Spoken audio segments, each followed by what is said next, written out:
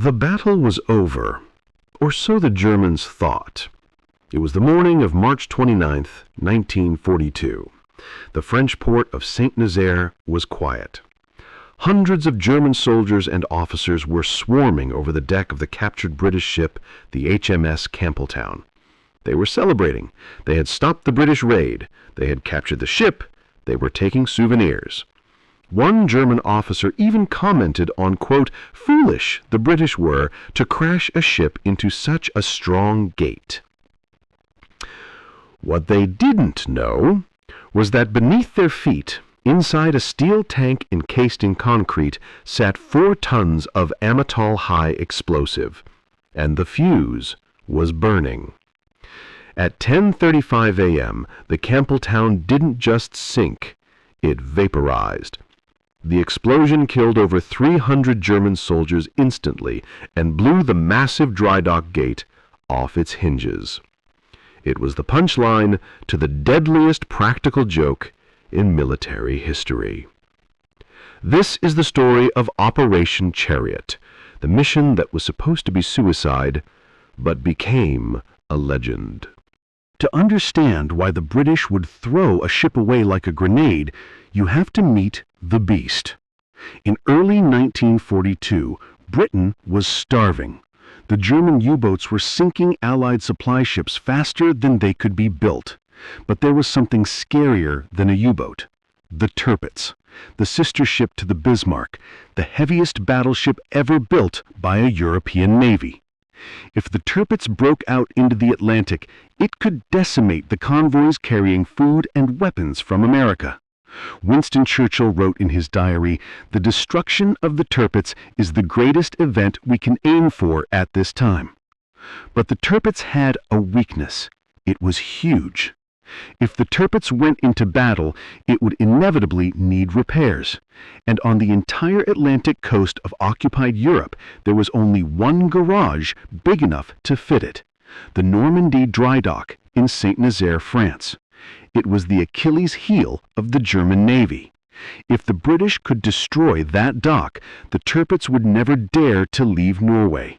It would be trapped. But destroying it seemed impossible. Saint-Nazaire wasn't just a port. It was the most heavily defended fortress on the French coast. 80 anti-aircraft guns, coastal artillery, searchlights, thousands of German troops.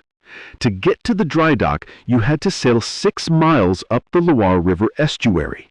6 miles of crossfire. It was a death trap. The RAF said they couldn't bomb it accurately enough. The Navy said they couldn't get a large ship past the defenses. So, Lord Mountbatten, head of Combined Operations, came up with an idea so crazy it sounded like a movie script.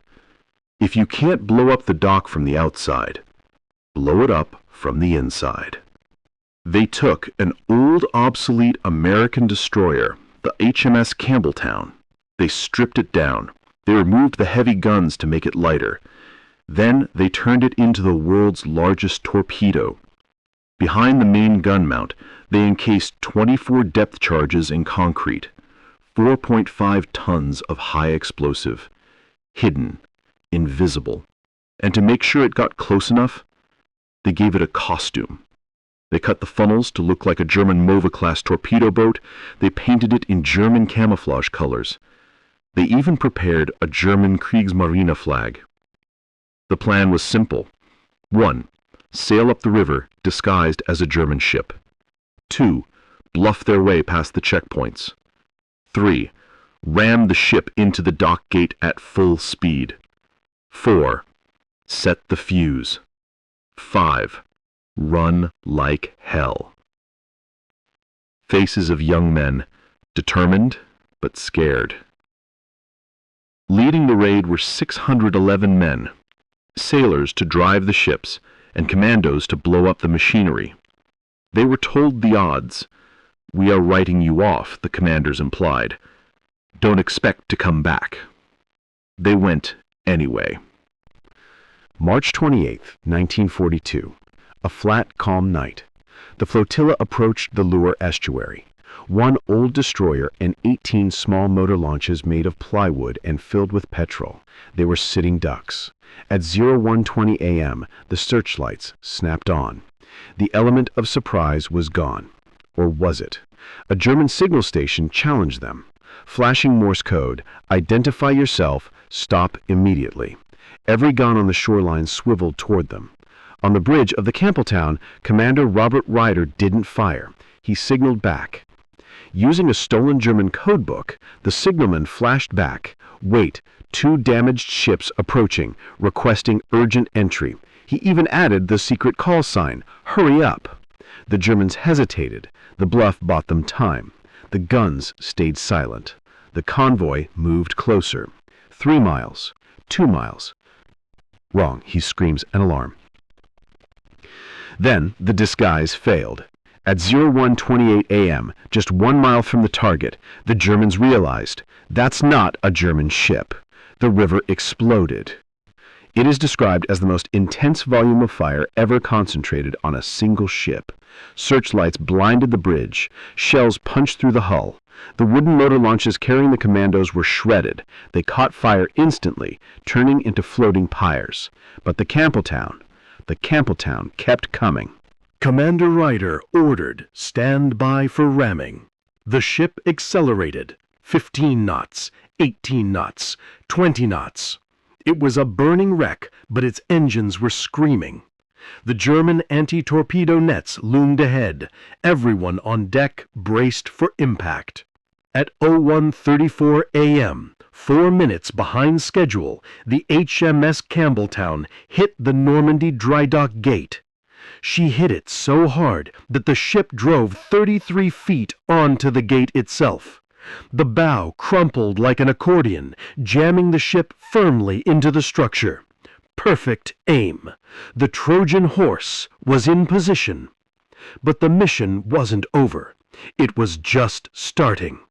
As the ship shuddered to a halt, the commandos leapt from the burning decks. "Get off! Get off!" They weren't running away. They were running into the port. Their job was to destroy the pumping machinery that operated the dock. They were 200 men against 5,000 Germans. Lieutenant Colonel Charles Newman led his men onto the shore. They fought with Tommy guns, grenades, and knives.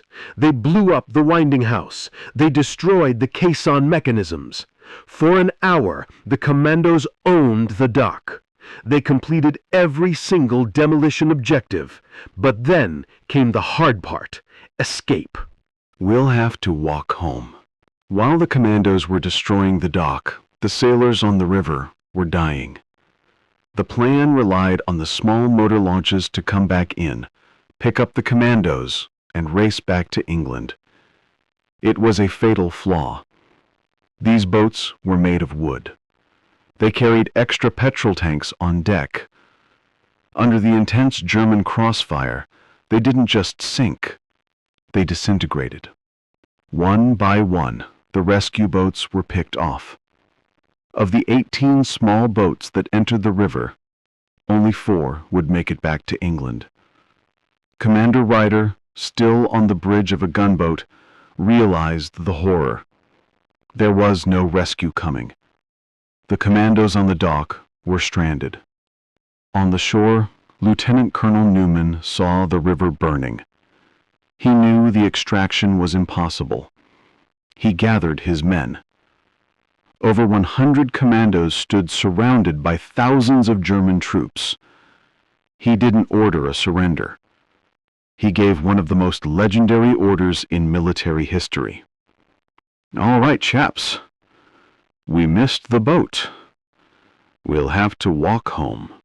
Home meant fighting their way through the city of Saint-Nazaire, escaping into the French countryside, and walking to neutral Spain. It was impossible. But they tried. They charged into the city. What followed was a chaotic street battle. Commandos with knives and pistols fought German tanks and armored cars. They fought until they ran out of bullets. They fought until they were cornered in basements and cafes. By dawn, Most were captured or killed. Only 5 men eventually escaped through Spain to return to England. The raid seemed to have ended in disaster. The British had lost nearly everything. The sun rose on a scene of devastation. The Germans had won. They had captured hundreds of British elite troops. They had sunk the fleet. And there, stuck in the dock gate, was the wreck of the Campbelltown. The Germans inspected it. They found no explosives. They assumed the British had just tried to ram the gate and failed. By 10 a.m., the wreck had become a tourist attraction.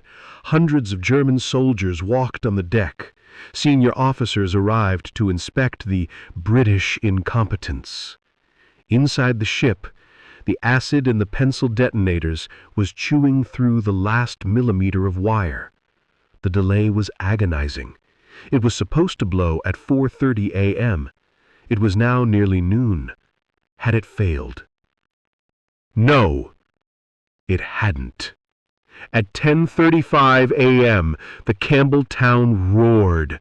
4 tons of amytal detonated instantly. The entire front half of the ship vaporized. The massive 160-ton caisson gate was blown off its hinges and thrown inside the dry dock. A tidal wave of seawater rushed in, crushing everything in its path. Nearly 400 Germans were killed instantly. The officers on the deck simply ceased to exist. Panic swept through Saint-Nazaire. The Germans thought a second invasion was starting. In the confusion, German units started shooting at each other in the dark. And just to add insult to injury, 2 days later, delayed action torpedoes fired by the motor launches at the outer lock gates finally detonated. The Germans panicked again. They thought British submarines were in the harbor. They fired wildly at floating logs and shadows. The psychological victory was total. So, was it worth it? 169 British soldiers and sailors died. 215 were captured. Only a handful returned. But look at the dock. The Normandie Drydock, the only home for the Tirpitz on the Atlantic coast, was destroyed. It was never repaired during the war. The Tirpitz never came out to fight the Atlantic convoys. It spent the rest of the war hiding in Norway, a fleet in being that was too afraid to leave port because it had nowhere to fix a flat tire. The sacrifice of the Campbelltown saved countless convoys and hundreds of thousands of tons of supplies. 5 Victoria Crosses, Britain's highest military honor, were awarded for this single raid. It remains the greatest raid of all time, not because it was a perfect victory, but because it was an impossible mission, executed by men who knew they were buying victory with their own lives. The Campbelltown was built in America, fought for Britain, and died in France. She was a ship that was born to be scrapped, but chose to go out as a bomb. A Trojan horse that didn't just open the gates, but blew them off the face of the earth. If you enjoyed this high-octane piece of history, smash that like button. It helps the channel more than you know. And tell me in the comments, would you have volunteered for a mission you knew was a one-way trip?